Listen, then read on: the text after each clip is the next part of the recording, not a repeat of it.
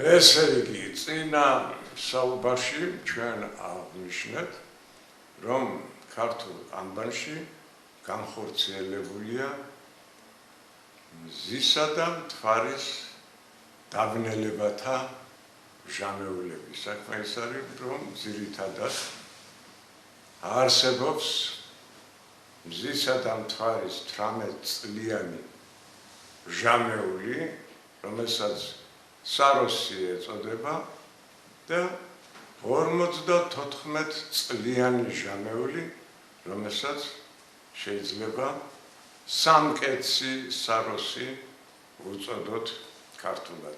ესე იგი 3 × 18 54-ია და ეს არის მზისა და მთვარის დაბნელებათა, ესე იგი კალენდარული პერიოდები. შეიძლება საბოლოო დასკვნა გამოვიტანოთ, რომ ქართული ანბანი ძველი წელთაღრიცხვის მეხუთე საუკუნის კალენდარული სისტემის ანბანია. არც ერთი სხვა ანბანში ჩვენ დედა ანბანური დამწერლობა ჯერ აღმოჩენილი არ არის და ჯერჯერობით მისი არსი გაურკვეველია და ამდენად ქართული ანბანი ერთადერთი ანბანია წარსულისა და დღევანდელობისა, ისეთი ანბანია, სადაც განხორციელებულია სრული ანბანური დამწერლობის არსი. ეს რას ნიშნავს? ანბანში ასო ნიშანი არის ბგერის სიმბოლო და რიცხვის სიმბოლო. აი ეს დადასტურებულია დღესდღეობით ქართულ ანბანში და არც ერთი სხვა ანბანი ჩვენ ასეთ კალენდარულ სისტემას არ გვაძლევს, რა კი როგორც ჩანს, ჯერ კიდევ უძველეს ხანაში დაკარგულია ანბანური დამწერლობის სისტემის მისი რაობის, მისი შინაარსის ცოდნა. ეხლა ქართული ანბანი ისეთი რთული მექანიზმია, რომ იგი კალენდარული დროის ათვლის სისტემა და იგი ანგარიშობს დროის ყველაზე მცირე ჟამეულს. ეს არის წამი და წუთი და ყველაზე უფრო დიდ ჟამეულს ეს არის 128 წლიანი მზის კალენდარული უძრავი წელიწადის ზუსტი აღრიცხვა, ანუ 128 წელიწადში ხორციელდება სწორედ კალენდარული სიზუსტე ასტრონომიული ტროპიკული წელიწადისა, რომლის ხანგრძლივობა არის 365 კალენდარული დღე, 5 საათი, 48 წუთი და 46 წამი. ესე იგი 128 წლიანი ჟამეული საშუალებას აძლევს ქართულ ანბანს უაღრესი სიზუსტით იანგარიშოს წელიწადის ხანგრძლივობა. აი ამ სიზუსტეს ქართველმა ქურუმებმა მიაღწიეს ძველი წელთაღრიცხვის მე-6 საუკუნეში, როდესაც მათ შექმნეს, ესე იგი, მზის უძრავი წელიწადის კალენდარული სისტემა. ეს სისტემა ქართულ ანბანში განხორციელდა არა იმ თავითვე, არამედ ცოტა მოგვიანებით მე-5 საუკუნეში. ამდენად ჩვენა გვაქვს თარიღი 540 წელი ძველი წელთაღრიცხვისა, როდესაც შეიქმნა ქართული კალენდარი და ეს კალენდარი საფუძვლად დაედო, რომ 540 წელსვე დაიწყო ქართული წელთაღრიცხვა, რომელიც განაგრძო ქართულმა ანბანმა, რომლის შექმნის თარიღია და ეს თარიღი ფარნავაზ მეფის წარწერაში აღმოჩნდა. ეს თარიღია ქართული ანბანის შექმნისა 454 წელი ძველი წელთაღრიცხვისა. მაგრამ რა კი ქართული ანბანი არის სინთეზი ორი კალენდარული სისტემისა, მზის ეგვიპტური კალენდრისა და ბაბილონური მთვარის კალენდრისა, ამდენად მნიშვნელობა ეძლევა იმ გარემოებას, თუ ერთდროულად როდის იწყება ამ კალენდარული სისტემების ათვლა.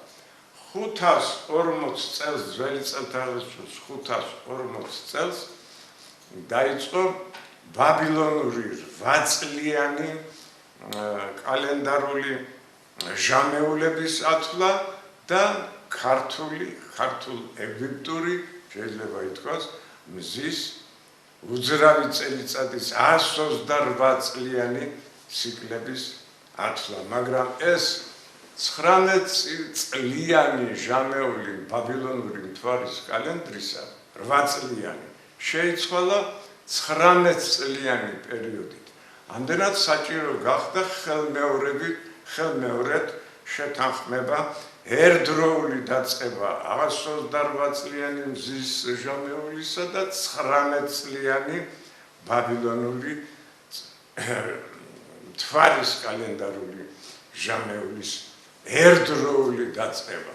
და ეს ერთდროული დაწყება უფრო ადრე ეს ვერ მოხერხდებოდა, თუ არა ძველი წელთაღრიცხვის 284 წელს.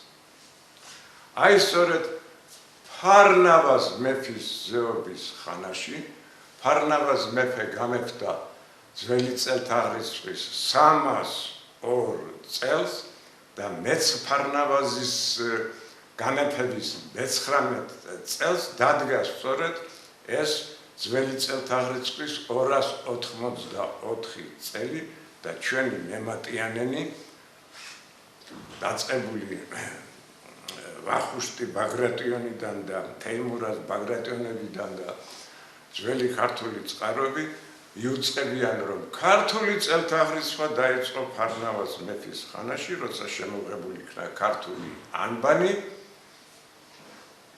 და ერთდროულად დაიწყო მზისა და 128 წლიანი მზის კალენდრის და 19 წლიანი მზის მთვარის კალენდრის მოქმედება. ამიტომ თუ ერთგზის ქართული წელთაღრიცხვა დაიწყო ძველი წელთაღრიცხვის 540 წელს, შემდგომ ფარნავაზის ხანაში ძველი წელთაღრიცხვის 284 წელს უკვე 19 წლიანი მთვარის კალენდარული სისტემა და 128 წლიანი მზის კალენდარული სისტემა იწყება ძველი წელთაღრიცხვის 284. ანუ ქართული უძველესი წელთაღრიცხვა შეიცვალა ფარნავაზ მეფის ეროვნული ქართული წელთაღრიცხვით. თეიმურაზ ბაგრატიონი ამბობს სწორედ, რომ აი ამ ფარნავაზ მეფის ხანაში 200 ძველი წელთაღრიცხვის 284 წელს ქართული ანბანის შემოღებისას უცდომელად მოდიან ქართული წელთაღრიცხვანი. ამას ჩვენ ხას იმიტომ უსვამთ, რომ ეს ქართული წელთაღრიცხვანი, ქურუმთა ქართული წელთაღრიცხვა და ფარნავაზ მეფის ეროვნული ქართული წელთაღრიცხვა, რომელიც დასტურდება ქართულ წარწერებში, უარყოფილია დღეს და ამდენად ჩვენ ქართულ წარწერებს სამწუხაროდ ვერ ვკითხულობთ, იმიტომ რომ რა კი უარყოფილია ქურუმთა ქართული წელთაღრიცხვა, ფარნავაზ მეფის ეროვნული წელთაღრიცხვა და მესამე უარყოფილია ქრისტიანული ქართული წელთაღრიცხვა. ამდენად არის უამრავი წარწერები, ფარნავაზ მეფის დროინდელი წარწერები, არის ქრისტიანული ხანის, ადრეული ხანის წარწერები, თარიღიანი ისინი თარიღდებიან, თარიღი მითითებულია და ჩვენ სამწუხაროდ ამას ვერ ვკითხულობთ ორი მიზეზის გამო. იმ მიზეზის გამო, რომ უარყოფილია ქართული მატიანები, უარყოფილია ქართული წერილობითი ძეგლები, უარყოფილია ქართული წელთაღრიცხვა, თითქოს ჩვენ ქართველებს ახალი წელთაღრიცხვის მე-9 საუკუნემდე წელთაღრიცხვა არ ჰქონდა და უარყოფილია ქართული წერილობითი ძეგლები, რა კი გაბატონებულია თვალსაზრისი, რომ ქართული ანბანი ჩვენ ახალი წელთაღრიცხვის მე-5 საუკუნემდე არ ჰქონდა. აი ეს არის ის საკითხი, რომელსაც უნდა მოევლოს და საბოლოოდ წაკითხულ იქნას ქართული ანბანის მეშვეობით ჩვენი ქართული წერილობითი ძეგლები. მაგალითად, უარყოფილია ისეთი ძეგლი, თარიღიანი ძეგლი, როგორიც არის ქებაი და დიდებაი ქართულისა ენისაი. თარიღიანი ძეგლია, იგი შექმნილია 342 წელს და არა მე-10 საუკუნეში. ზოსიმე, რომელიც მე-10 საუკუნეში მოღვაწეობდა, უბრალოდ გადამწერია ამ ძეგლისა და მის შინაარსშიც კი ვერ ერკვევა. ამდენად თუ ჩვენ გავეცანით ქურუმთა ქართულ წელთაღრიცხვას, ფარნავაზ მეფის ეროვნულ წელთაღრიცხვას და დადასტურდა საბოლოოდ, რომ ქართული ანბანი სწორედ კალენდარული ძეგლია, დადგა მესამე პერიოდი, ეგრეთ წოდებული ქრისტიანული პერიოდი, როდესაც უნდა შემოღებულიყო უკვე ახალი ქრისტიანული წელთაღრიცხვა. და ეს ისევ ქართველმა ქურუმებმა შეასრულეს ჯერ კიდევ საქართველოს გაქრისტიანებამდე, საქართველო გაქრისტიანდა ახალი წელთაღრიცხვის 326 წელს, როცა ცხეთაში, საქართველოს დედაქალაქში მთაზე აღიმართა ჯვარი პატიოსანი, ეს მოხდა 7 მაისს 326 წელს და აი ეს იყო საბოლოო საქართველოს გაქრისტიანების საბოლოო აქტი.